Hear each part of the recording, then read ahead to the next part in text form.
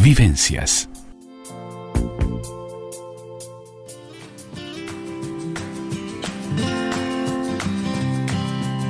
Niré te cuenta.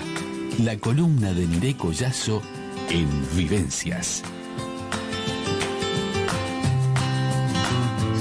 En línea a Niré Collazo en su columna Niré te cuenta, para hablar hoy de la figura femenina en la literatura infantil y juvenil, una problemática que se ha venido presentando del personaje femenino en cuentos para niños, un personaje que pareciera padecer una sistemática condena, la de perpetuarse en los márgenes de estereotipos dictados desde fuera del mundo representado, pero afortunadamente ha sido posible reivindicar a través de nuevas tendencias y perspectivas en los últimos años en las que se proyectan prometedoras expresiones de cambio. Muy buenas tardes, Niré, muy bienvenida. Muchas gracias, Andrea, muchas gracias, bueno, saludo a la audiencia y a ti por el cumpleaños. Ah, muchas gracias, sí. Feliz cumpleaños y un día. Hace un día de cumpleaños, pero lo pasamos muy bien y muchísimas gracias por tus saludos y el de toda la audiencia, que los he recibido muy amablemente. Muchas gracias. Ya podremos festejar. Ya lo haremos, claro que sí.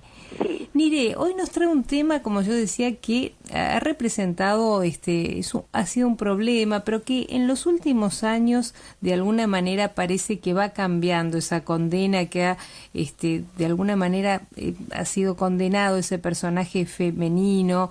¿Y qué figura, qué importancia ha tenido la figura femenina en la literatura infantil y juvenil? Bueno, tremendo. Fíjate que desde tiempos inmemoriales, porque no voy a empezar a poner fechas, pero desde hace varios siglos que las niñas son protagonistas, pero no la protagonista valiente, ¿no? Siempre es la protagonista bella, sosa, rubia, de ojos celestes, de piel blanca. Uh-huh. O sea que venimos con una historia en la literatura clásica infantil que, bueno, hay o una idealización de la mujer, o sea, de la niña, o también aparecen después los clérigos y los moralistas que veían en la mujer una posible amenaza, inclusive, como por tener tanta belleza, y entonces también como que había dos corrientes, ¿no? Una que exaltaba a la mujer y la otra que iba en desmedro de sus características. Sí. O sea, que había estereotipos importantes que marcaban de alguna manera el camino de la literatura. Sí, fíjate tú que ya desde que, por ejemplo, te voy a dar entre comillas algunas oraciones de cuentos infantiles clásicos que todos conocemos y todas conocemos. Por ejemplo, en Blancanieves, el texto dice: cuando cumplió 7 años era tan bella como la luz del día. Había también una tendencia a compararla con la naturaleza, con las cosas bellas de la naturaleza. En Pulgarcita, por ejemplo, decía: la verdad es que era lo más bonito que podría pensarse, tan delicada y pura como el más exquisito pétalo de rosa. De vuelta vamos a la comparación con la naturaleza, ¿no? Y Rapunzel, por ejemplo, aquella chica de pelo muy largo, dice el cuento: era la niña más hermosa del mundo. En El Rey Sapo dice: eran bellísimas.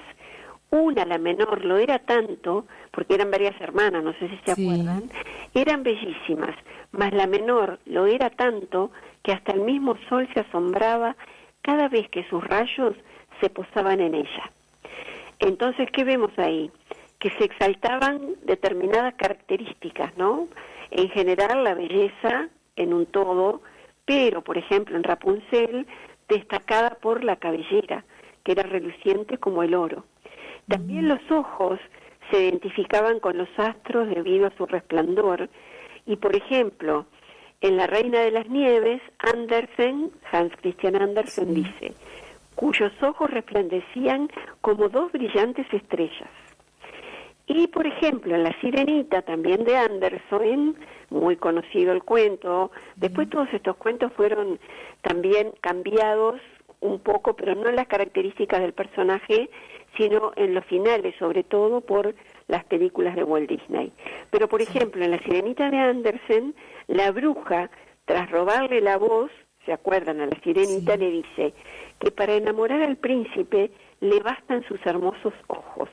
Y ahí vamos a la importancia de la mirada que ha traspasado los siglos y todavía aún seguimos nosotros enfatizando, ¿no?, en los bellos ojos, en qué mirada que tiene, en qué transparente que es, o qué agresiva, pero siempre a través de la mirada, de una interpretación que hacemos nosotros de la mirada, ¿no? Sí, subjetiva, después, digamos. el color y la delicadeza de la piel era centro de atención en la mayoría de las protagonistas, ¿no?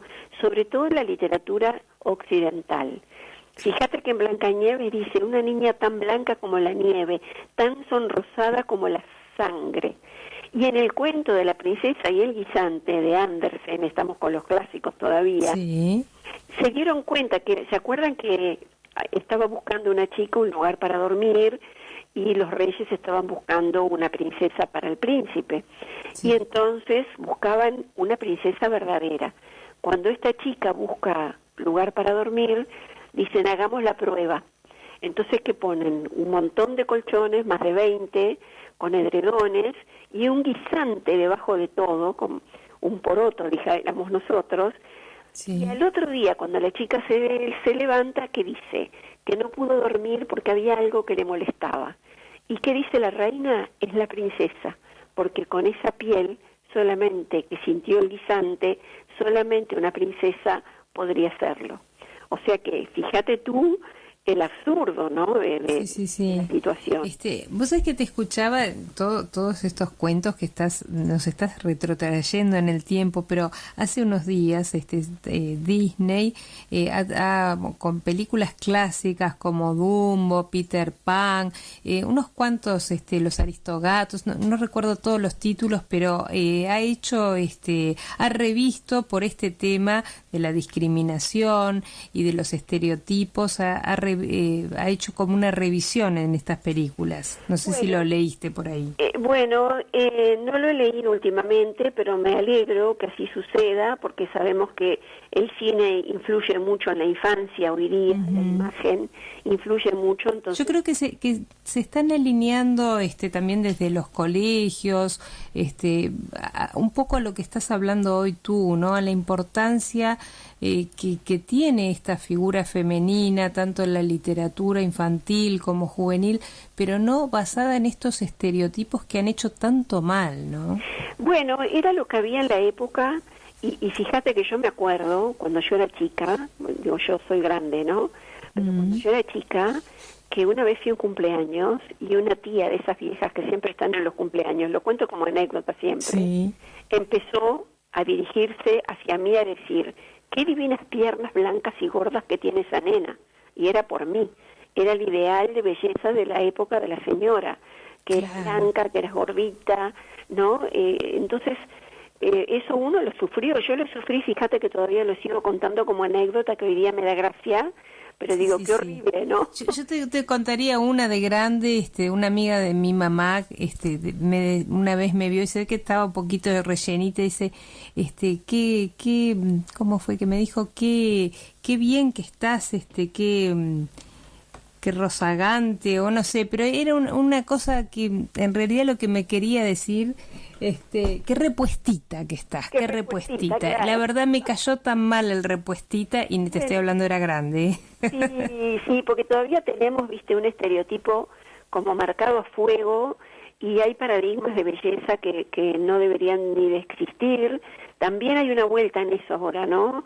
Con modelos más gorditas, con modelos, más normales, digamos. Tenemos, hoy yo creo que vos trajiste un autor nuestro que ha tratado de reivindicar a la niña, a las jóvenes, que es Roy Verocay. Sí, ¿sabes por qué lo traje? Porque primero siempre nombro a José Martí como un precursor en la literatura infantil. Nosotros tenemos muchos destacadísimos escritores, pero Roy Verocay, me acuerdo, porque Pateando Lunas, un clásico de él, fue un suceso y muy innovador, porque recordemos que Pateando Lunas Es la Sí. historia de Maite, de la pandilla del gordo enemigo, ¿no? Sí. De viejas chusmas, tormentas, una prima insoportable. Y aparece Maite, una niña con una imaginación, con sus amigos, que todo le parece una aventura, pero lo que más quiere la niña es jugar al fútbol. Sí, tal cual. Y el padre se lo niega, y ella sueña con eso, con jugar al fútbol, ¿no? Es un libro que todavía está muy vigente. Hace pocos años que hay niñas que juegan al fútbol. Es Yo verdad. tengo una nieta que practica fútbol en la parte curricular del colegio, Sí, y cuando digo, Juana hace fútbol, tú sabes que la gente cambia, hace fútbol, como diciendo, qué extraña tu nieta, ¿no?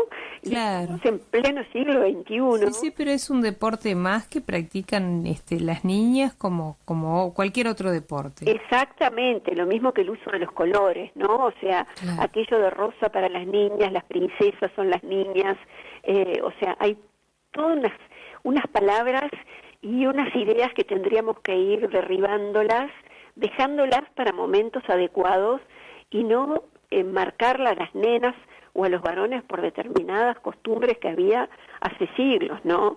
Sí, Después sí. de Roy Berocay, que salió ahora hace poco, de Sí. lo que leo Santillana, está Super Niña más allá de Pateando Lunas, Sí, sí. porque Alicia, que es imaginativa, que también es una niña, ¿no?, que es precioso porque es como una sorpresa también, porque Ujú. ¿qué pasa? Alicia, al final y al cabo, es la hija de Maite. De Maite, que es el libro anterior, claro, viene ya de una madre maravillosa, ¿no? Claro, imagínate, ¿no? Alguien que supo abrirse camino hacia sus sueños, hasta patear a la mismísima luna cuando era niña. Claro. Qué ejemplo para esa madre, porque sabemos bien que las palabras son importantes, pero que los hechos más.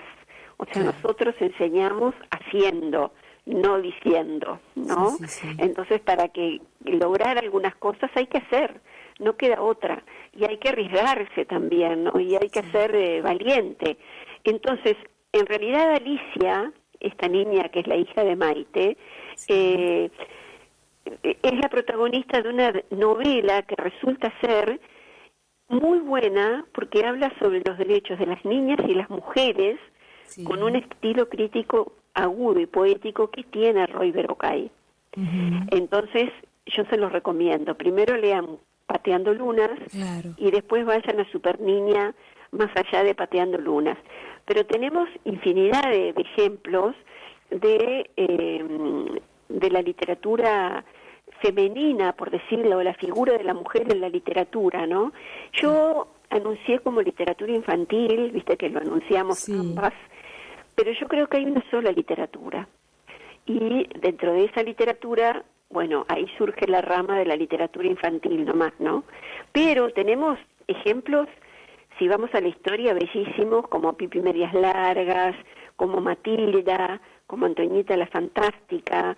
O sea, tenemos tantos ejemplos para decir de protagonistas niñas que marcaron épocas en la literatura. Fíjate que Pipi Medias Largas, que fue de nunca me sale el nombre, así que ustedes perdonen, de Astrid Lindgren, porque pronuncio Sí, mal. es difícil de Ahí pronunciar. va, que después se la apropiaron los españoles, que hubo series de televisión, películas, Sí. y que también fue prohibida en determinada época porque decía que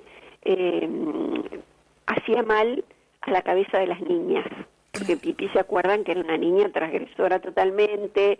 Vivía sola con su caballo, podía con todo, no quería ir a la escuela y no iba, el caballo dormía en el living de la casa. Ella rescató a su padre de los piratas, o sea, historias fantásticas que la autora inventaba cuando su hija estuvo enferma.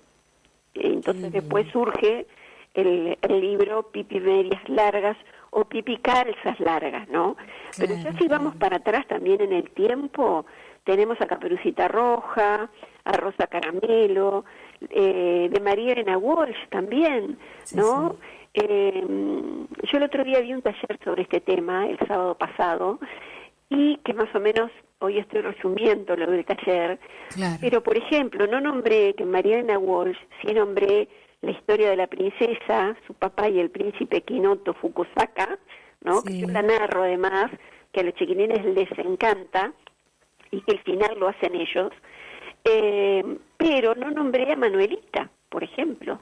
Y si uno se pone a pensar en la letra de Manuelita, que la pobre tortuga quería ir a París para volver planchadita, para que el tortugo la quisiera, o sea, la pobre tortuga, si uno se pone a analizar, se sentía fea y se iba a caminar todo para llegar a París, para volver después caminando. Para ser aceptada, ¿no? Para ser aceptada. Entonces, son terribles los cuentos Sí, y sí, a veces sí. las canciones, ¿no? Mire, estamos cerrando porque se nos fueron los minutos, bueno, pero antes de irnos quisiera darte los saludos de Juana de San José, que dice excelente programa, nos manda un beso, Divina, y también de Fer, que como siempre está acá al firme, y bueno, Eso. muchísimas gracias porque ha sido un placer, como todos los viernes, y ya nos vamos con lindos textos, con lindos libros para poder compartir en familia este fin de semana. Un placer como todos los viernes. Muchísimas gracias. Abrazo grande y gracias a ti. Vivencias.